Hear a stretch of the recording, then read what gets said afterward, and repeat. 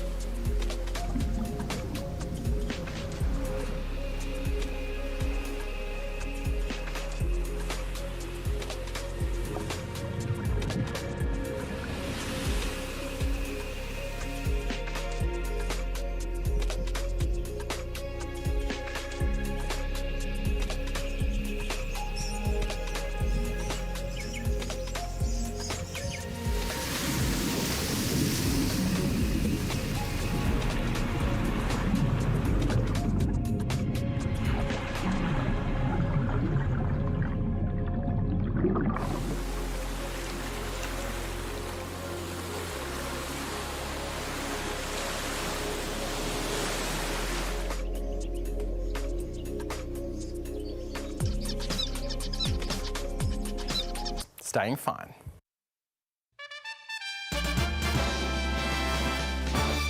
This is ABC News. Our top stories. David Crisafulli is set to be sworn in as Queensland's Premier today after the LNP's victory in the state election.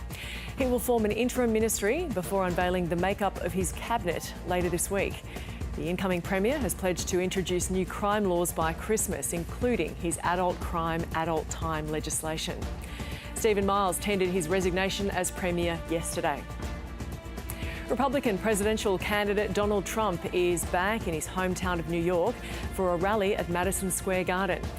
Tech billionaire Elon Musk, Dr. Phil and Hulk Hogan have appeared on stage to support the former president at the event. The New York rally comes off the back of Vice President Kamala Harris's rally in Houston, where Beyoncé and Kelly Rowland made appearances to back the Democratic presidential candidate. Startling new statistics show more than 40% of children aren't meeting the national benchmarks for swimming and water safety before they leave primary school.